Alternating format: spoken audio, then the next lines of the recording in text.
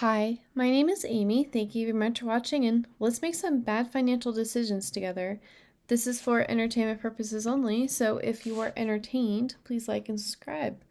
So today I would like to talk to you about BOXX. Well, that's BOXX. They are the first ETF provider in the market that is doing a box spread operator for their ETF, and they are mimicking the returns of a 3-month treasury bill using a synthetic position on the S&P 500. So I came across this on Reddit, and we were discussing like, well, what can you use to hedge? And I had never heard of it before, and I was interested to learn more about it.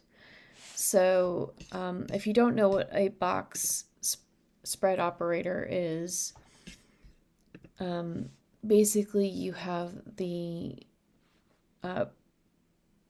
synthetic long position and then the synthetic short position, and as long as the price stays between those two strikes, you will get the same amount of profit no matter what.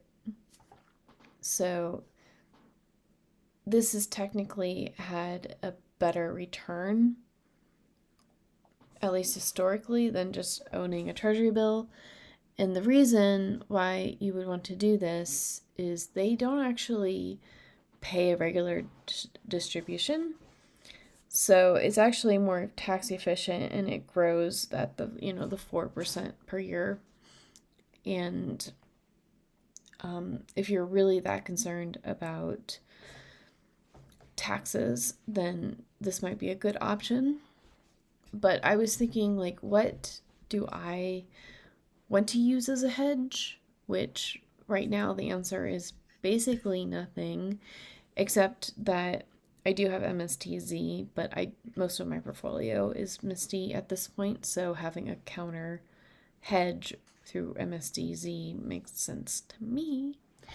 Anyways, so JEPI is not a bad option either. It's has a lower high income distribution, but these are all like it owns 80% the underlying. So if the market turns again, then you're not going to be capped as quickly for JEPI. And then TLTW is what a lot of people will use as their hedge, but I don't think that cover calls on the treasury bills, like, in my perspective, these counter the hedges are so that my portfolio doesn't go down that much. And the way you do that is for the thing that is being the hedge, it actually goes up. So I would purchase TLT before I purchase TLTW, even though TLTW has a regular distribution. I just think that if you're really in trouble and you're trying to keep your portfolio from sinking too much, then TLTW will get capped, and then it won't be useful anymore. But anyway, so we have SHD and we have SGov, which SGov is a direct little competitor to BOXX. So it could be worse for BOXX, but the total return for just owning SGov is my monitor is dirty, and that it looked like SGOV, but it's SGov. Anyways, I think that it's an interesting ETF. I will not be purchasing it myself, but each of these have their own reason why they are good or bad hedges. SCHD is a solid choice, I believe, for just getting your money and hedging it properly. And then SVOL does cool math things to keep it from getting trash when there's a VIX spike. But it moves in the same direction as the equities market, so it's not really that helpful as a hedge. And then TLT, I would definitely invest in over TLTW, and then SGov actually has done better than TLT in total return. So now let's talk up. Well, the fact that it doesn't pay regular income, like it doesn't pay distributions or dividends regularly. So like I would rather have income right now from everything I'm doing versus just trusting it to grow at 4% consistently for the rest of the time. So I've been working on YieldMight a little bit. I just changed it so that when you look at the weeklies, they're actually sorted. So I also got asked when I choose the desired distribution, is this the correct amount? Well, we changed this to like $750. This is per distribution. So the dividend amount is 10 cents. The stock price is $6.40.